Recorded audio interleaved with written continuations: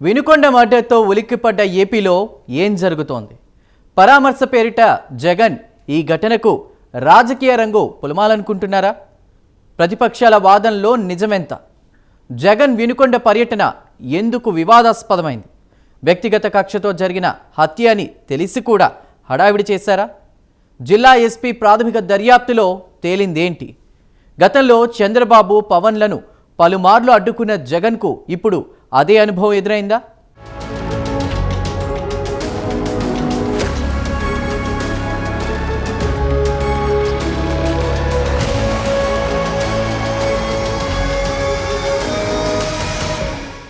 బుధవారం రాత్రి వినుకొండలో నడి రోడ్డుపై రషీద్ అనే యువకుణ్ణి జిలానీ అనే వ్యక్తి అత్యంత పాశవికంగా దాడి చేసి చంపిన సంగతి తెలిసిందే. ఆ ఘటన ఏపీ వ్యాప్తంగా తీవ్ర చర్చనీయాంశమైంది. దీంతో వైసీపీ కార్యకర్త రషీద్ కుటుంబాన్ని ఓదార్చడానికి జగన్ బెంగళూరు నుంచి తాడేపల్లికి గురువారమే వచ్చారు. నేతలతో కీలక భేటీ అనంతరం శుక్రవారం ఉదయం వినుకొండకు బయలుదేరారు. అయితే జగన్ పరామర్శ వరకు ఓకే గాని కాన్వాయ్కు నిరసనలకు అనుమతి లేదని పోలీసులు ముందుగానే చెప్పేశారు. అయినా సరే జగన్ వినుకొండకు ర్యాలీగా వచ్చారు. ఆయన కారు వెంట చాలా కార్లు ఉన్నాయి. ఈ సమయంలో జగన్ కాన్వాయ్కి పోలీసులు చాలా కండిషన్స్ పెట్టారని, జగన్ భద్రత విషయంలో సర్కార్ తీవ్ర నిర్లక్ష్యంగా వ్యవహరిస్తోందని వైసీపీ ఆరోపించింది. జగన్తో పాటు పలువురు నేతలు వినుకొండకు బయలుదేరగా వారి కార్లు జగన్ వెంట వెళ్లకుండా పోలీసులు ఎక్కడికక్కడ అడ్డుకున్నారని వైసీపీ చెబుతోంది. ఇదే సమయంలో వైఎస్ జగన్ భద్రతపైన రాష్ట్ర ప్రభుత్వం తీవ్ర నిర్లక్ష్యంగా వ్యవహరిస్తోందని, గురువారం అర్ధరాత్రి నుంచే జగన్కు భద్రతను తగ్గించారని, ఆయన నివాసం వద్ద భద్రతా సిబ్బందిని తొలగించారని వైసీపీ ఆరోపించింది. మొత్తానికి వినుకొండ చేరుకున్న జగన్ రషీద్ కుటుంబాన్ని పరామర్శించారు.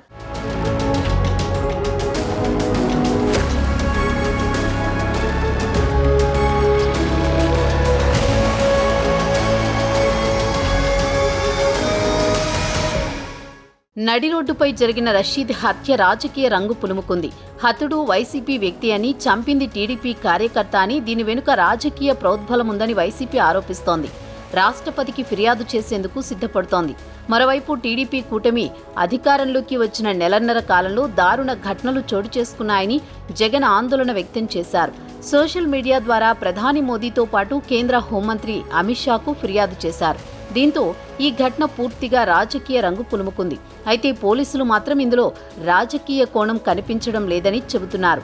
స్వయంగా జిల్లా ఎస్పీ ఒక ప్రకటన చేశారు. వాస్తవానికి హతుడు షేక్ రషీద్, నిందితుడు షేక్ జిలానీ మొన్నటి వరకు వైసీపీలోనే తిరిగారు.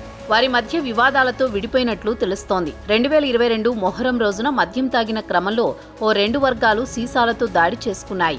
జిలానీ బీరు సీసాతో ఒక వ్యక్తిని పొడవడంతో అతను తల, గొంతుపై గాయాలయ్యాయి. దాని తర్వాత కొందరి ప్రోద్బలంతో జిలానీ ఇంటిపై రషీద్ దాడికి పాల్పడ్డాడు. జిలానీ సోదరుడు జానీ కుటుంబ సభ్యులను కొట్టి అక్కడే ఉన్న బుల్లెట్ బండిని తగులబెట్టాడు. దీనిపై జిలానీ ఫిర్యాదు చేసినా పోలీసులు చర్యలు తీసుకోలేదు. కానీ అంతకంటే ముందు బీరు సీసాతో పొడిచాడని జిలానీపై హత్యాయత్నం కేసు నమోదు చేసి జైలుకు పంపించారు. దీంతో రషీద్పై జిలానీ కక్ష పెంచుకున్నాడు.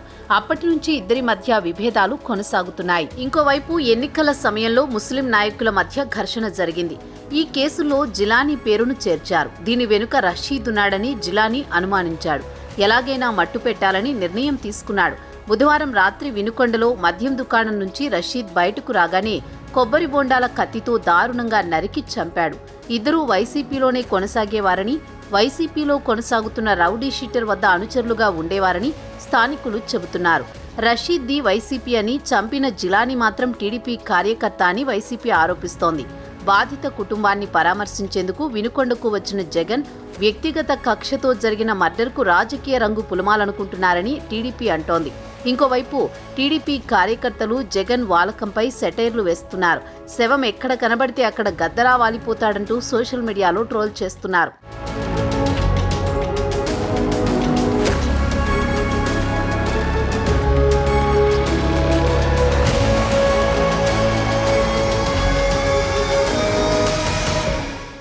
ఇక ఈ హత్యపై ప్రాథమిక దర్యాప్తులో కీలక విషయాలను బయటపెట్టారు జిల్లా ఎస్పీ. ఈ హత్య వెనుక రాజకీయ కోణం ఉన్నట్లు వస్తోన్న వార్తలను తోసిపుచ్చారు. ఎటువంటి పార్టీల ప్రమేయం ఉన్నట్లు ప్రస్తుతానికి కనిపించట్లేదని అన్నారు. ఇప్పటి వరకు ఇద్దరి మధ్య గల వ్యక్తిగత కక్షల కారణంగానే ఈ హత్య జరిగినట్లు కనిపిస్తోందని ఎస్పీ కంచి శ్రీనివాసరావు తెలిపారు. జిల్లాలో శాంతి భద్రతల సమస్య తలెత్తకుండా చూడాలని ఆయన ప్రజలకు విజ్ఞప్తి చేశారు. ఇలాంటి ఘటనలకు పాల్పడే వారిపై కఠిన చర్యలు తీసుకుంటామని ఆయన హెచ్చరించారు. ముందు జాగ్రత్త చర్యల్లో భాగంగా 144 సెక్షన్ విధించినట్లు వెల్లడించారు. వినుకొండ టౌన్లో జిలాని అనే వ్యక్తి తనకి రషీద్ అనే వ్యక్తికి ఉన్నటువంటి వ్యక్తిగత కక్షల వల్ల రషీద్ అనే వ్యక్తిని నరికి చంపడం జరిగింది. ఇటువంటి చర్యలు ఏమైనా కూడా ఎక్కడైనా ఏదైనా రిపీట్ అయితే చట్టపరంగా చాలా కఠినమైనటువంటి చర్యలు తీసుకోవడం జరుగుతుంది. ఎవరైనా వీటిని ఎక్కడైనా ప్రోత్సహించినా కూడా వాళ్ళు కూడా చట్టపరంగా తీసుకునే చర్యలకి బాధ్యులవుతారు. రేపు పట్టణంలో కూడా ప్రజలందరికీ కూడా ఈ విషయాన్ని తెలియజేస్తున్నాము. అందరూ సంయమనం పాటించాలి. ఎటువంటి నేర చరిత్ర ఇకపై కనబడినా కూడా ఉపేక్షించడం జరగదు. దీన్ని గమనించమని పోలీస్ నుంచి ఒక హెచ్చరిక అయితే ఖచ్చితంగా చేస్తున్నాము.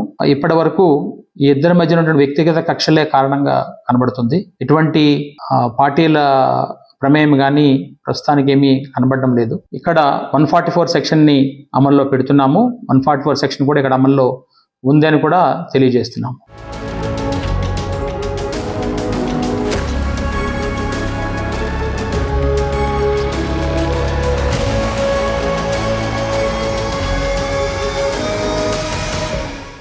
మరోవైపు రెండు పార్టీల మధ్య ఫోటోల వార్ నడుస్తోంది. నారా లోకేష్ జన్మదిన వేడుకల్లో నిందితుడు జిలానీ పాల్గొన్నారు అని టీడీపీ కండువా వేసుకుని ప్రచార వాహనంపై జిలానీ దిగిన ఫోటోలను వైసీపీ ప్రచారం చేస్తోంది. అదే సమయంలో టీడీపీ మరిన్ని ఫోటోలను బయటికి తీసింది. వైసీపీ నేతలతో నిందితుడు జిలానీ ఉన్న ఫోటోలను బయటపెట్టింది. దీంతో ఇది రాజకీయ అంశంగా మారిపోయింది. అయితే పోలీసులు వినుకొండలో 144 సెక్షన్ ప్రకటించారు. దీంతో ఎప్పుడు ఏం జరుగుతుందోనని స్థానికులు ఆందోళన చెందుతున్నారు. ఈ ఘటనతో రాజకీయంగా యాక్టివ్ కావాలని వైసీపీ భావిస్తోంది.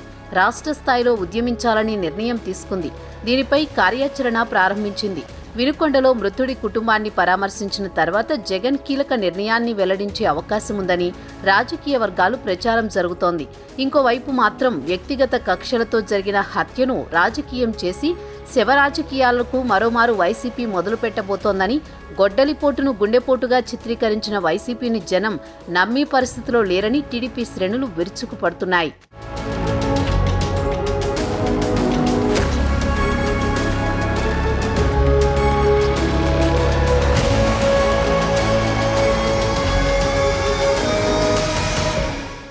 జగన్మోహన్ రెడ్డి ఎన్నికలకు ముందు 175 సీట్లు తమవేనంటూ ప్రగల్భాలు పలికి ఇంత దారుణంగా ఓడిపోయిన తర్వాత ఏ మొహం పెట్టుకుని ప్రజల మధ్యకు రాగలరు? అసలు రాష్ట్రంలో ఉంటారా, విదేశాలకు పారిపోతారా అని అనుకున్న వారందరూ జగన్ గురించి చాలా తక్కువ అంచనా వేశారని చెప్పొచ్చు. ప్యాలెస్లో నెల రోజులు మేధోమథనం చేసిన తర్వాత ఇకపై ఏ విధంగా ముందుకు సాగాలో మార్గం కనిపెట్టినట్టే ఉన్నారు. చేతిలో ఉన్న బలమైన మీడియా, సోషల్ మీడియా ద్వారా రాష్ట్రంలో శాంతి భద్రతలు క్షీణించాయని గట్టిగా ప్రచారం చేస్తూ చంద్రబాబు ప్రభుత్వంపై ఒత్తిడి పెంచుతూ తప్పటడుగులు వేసేలా చేయడమే జగన్ వ్యూహమని అంటున్నారు.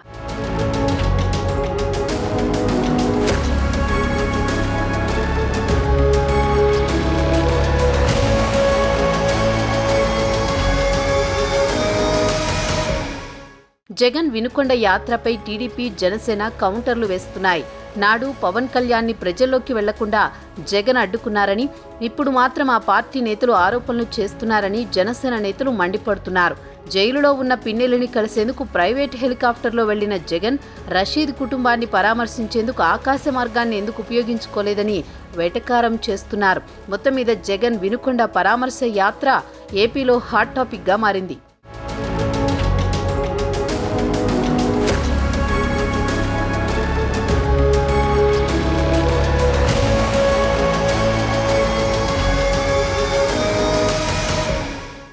ప్రపంచంలోనే యూత్లో అత్యధిక ఫాలోయింగ్ ఉన్న నాయకుడు పవన్ కళ్యాణ్. అలాంటి నేతను పలుమార్లు పోలీసులను పెట్టించి అడ్డుకున్నారు జగన్. చంద్రబాబును దాదాపు 2 నెలలు జైల్లో పెట్టారు. అయితే ఆ నేపథ్యం వేరైనా నేడు జగన్కు కూడా అదే తరహా అనుభవం ఎదురైంది. శవ రాజకీయంతోనే ఏపీ రాజకీయ చదరంగంలో జగన్ ఎదిగారని ఆరోపిస్తున్న టీడీపీ బాబాయిను హత్య చేసి గుండెపోటుగా చిత్రీకరించారని, ఈసారి జగన్ డ్రామాలను ప్రజలెవరూ నమ్మే పరిస్థితి లేదంటూ ఎద్దేవా చేస్తోంది. మొత్తంగా జగన్ వినుకొండ టూర్ అడుగడుగునా వివాదాస్పదంగానే సాగింది.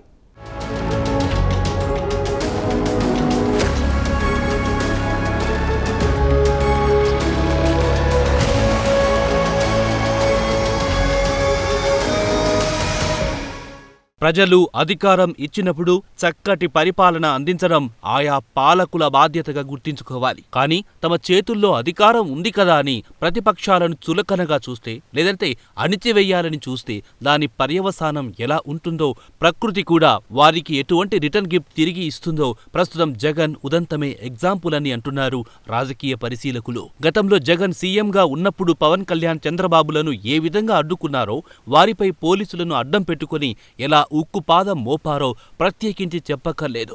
పవన్ కళ్యాణ్ను విశాఖపట్నం నోవాటెల్ హోటల్ వద్ద బయటికి రానియకుండా పోలీసులను మోహరించి ఆనాటి జగన్ ప్రభుత్వం అడ్డుకుంది. ఇక తెలంగాణ ఏపీ బోర్డర్ దగ్గర కూడా ఎంతటి హంగామా జరిగిందో తెలిసిందే.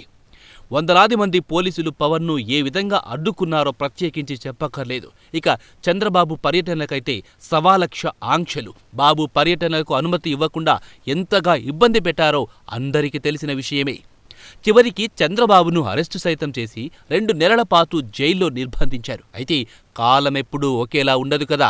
కట్ చేస్తే 2024లో జరిగిన ఎన్నికల్లో వైసీపీ చిత్తుగా ఓడిపోయింది. టీడీపీ, జనసేన, బీజేపీ కూటమి అధికారంలోకొచ్చింది. నాడు పవన్ను, చంద్రబాబును ఏ విధంగా అయితే జగన్ అడ్డుకున్నారో నేడు జగన్కు అదే అనుభవం ఎదురయ్యింది. అయితే ఆనాడు వారి కార్యక్రమాల కోసం పవన్, చంద్రబాబు సమాయత్తమవుతున్న తరుణంలో ఆయా రాజకీయ సంబంధిత కార్యక్రమాలు చేసుకోవడానికి వీలు లేదంటూ జగన్ సర్కార్ నాడు బాబు, పవన్లను అడ్డుకుంది. అయితే ఆ నేపథ్యం వేరైనా ఇప్పుడు మాత్రం జగన్ వ్యక్తిగత కక్షతో జరిగిన హత్యకు రాజకీయ రంగు పులుముతున్నారని టీడీపీ అంటోంది. గతంలో రషీద్, జిలానీలు వైసీపీలో ఉన్నప్పుడు జిలానీ కుటుంబ సభ్యులపై రషీద్ దాడులు చేయడం, అలాగే బైకులు తగలబెట్టడం, ఇంట్లో వస్తువులను పగలగొట్టడం, తిరిగి వారిపైనే కేసులు పెట్టి వేధించడం లాంటి ఘటనలతో కక్ష పెంచుకున్న జిలానీ మొన్న రాత్రి రషీద్పై దాడి చేశాడు. అయితే అది కేవలం వ్యక్తిగత కక్షలతో జరిగిన మర్డర్ అని వినుకొండలో ఏ చిన్న పిల్లోన్ని అడిగినా చెబుతుంటే, జగన్ మాత్రం తెలుగుదేశం వాళ్లు తమ పార్టీ కార్యకర్తలను చంపేశారంటూ చేసిన హడావిడి ప్రజలెవ్వరూ విశ్వసించడం లేదని టీడీపీ చెబుతోంది.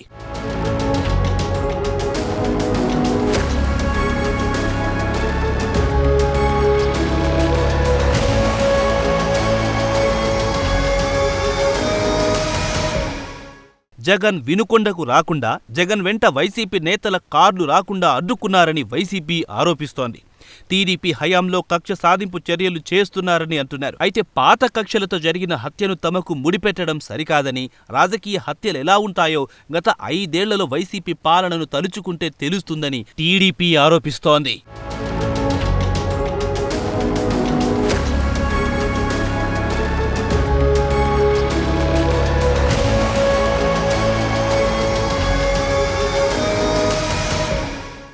ఏపీలో వైసీపీ ఆగడాలు గత 5 ఏళ్లలో ఏ రేంజ్లో సాగాయో తలుచుకుంటేనే ఒళ్ళు గగురు పొడుస్తుందని టీడీపీ అంటోంది. ప్రశ్నించే గొంతుకలను నొక్కేశారు.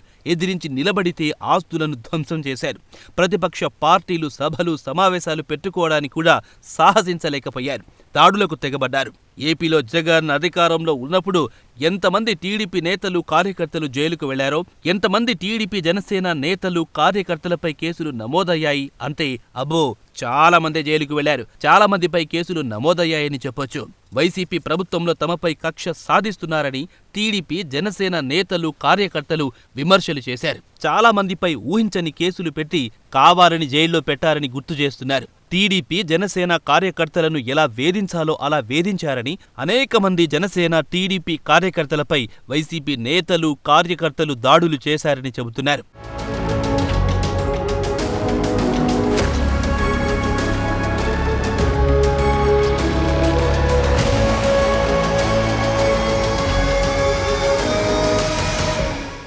ప్రభుత్వ వైఫల్యాలను ప్రశ్నిస్తే పోలీస్ కేసులు, నిలదీస్తే భౌతిక దాడులు, ఎదురు తిరిగితే అంతమొందించేందుకు యత్నాలు. ఇది వైసీపీ హయాంలో గత 5 ఏళ్లలో పరిస్థితి. ప్రశ్నించే విపక్ష నాయకులను పట్టుబట్టి జైలుకు పంపించారు. బోండా ఉమా, బుద్దా వెంకన్నలపై దాడి నుంచి రామచంద్ర యాదవ్ ఇంటిపై దాడి వరకు రాష్ట్రంలో ఎంతో మంది విపక్ష నాయకులపై దాడులు జరిగాయి. కానీ ఎక్కడా నిందితులపై ఎఫ్ఐఆర్ నమోదు చెయ్యలేదు, అరెస్టు చెయ్యలేదు. అలా 5 ఏళ్లలో వైసీపీ చేసిన అరాచకాలకు తగిన బుద్ధి చెప్పి ఈ ఎన్నికల్లో ప్రజలు కూటమికి పట్టం కట్టారని టీడీపీ శ్రేణులు అంటున్నాయి.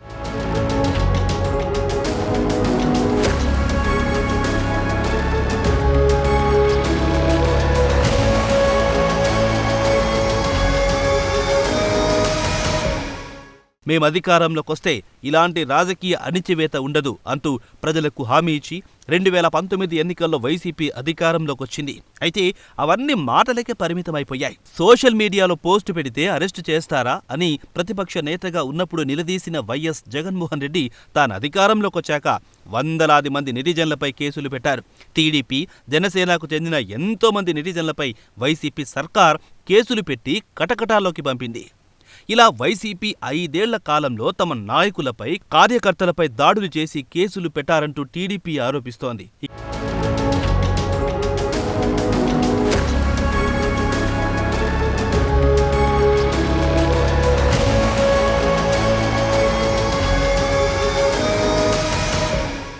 తప్పెవ్వరు చేసినా వదిలిపెట్టకూడదు. చట్టం ప్రకారం నిందితులను శిక్షించాల్సిందే. వ్యక్తిగత కక్షలతో జరిగిన హత్యైనా సరే ఇటువంటి ఘటనలు జరగకుండా లా అండ్ ఆర్డర్ను స్ట్రాంగ్ చేయాల్సిన బాధ్యత అటు CM Chandrababu, deputy CM Pawan కళ్యాణ్ల మీదనే ఉంది. భయానక వాతావరణం కంటిన్యూ అయితే రాష్ట్రంలో పెట్టుబడులు పెట్టేందుకు కూడా ఎవ్వరు ముందుకు రాకపోవచ్చు. వైసీపీ హయాంలో జరిగింది కూడా అదే. ఆ అనుభవాలను గుణపాఠాలుగా తీసుకుని కూటమి ప్రభుత్వంలో ఎటువంటి దౌర్జన్య దాష్టికాలు జరగకుండా నేరాల రేటును సమూలంగా తగ్గించగలిగినప్పుడే రాష్ట్రంలో అభివృద్ధి, పెట్టుబడులొస్తాయి.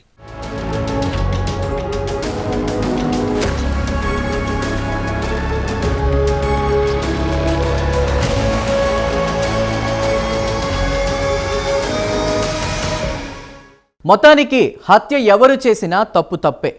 అటువంటి అమానవీయ ఘటనలకు సమాజంలో చోటు లేదు. కూటమి ప్రభుత్వంపై లా అండ్ ఆర్డర్ను సెట్ చేయాల్సిన బాధ్యత ఉంది.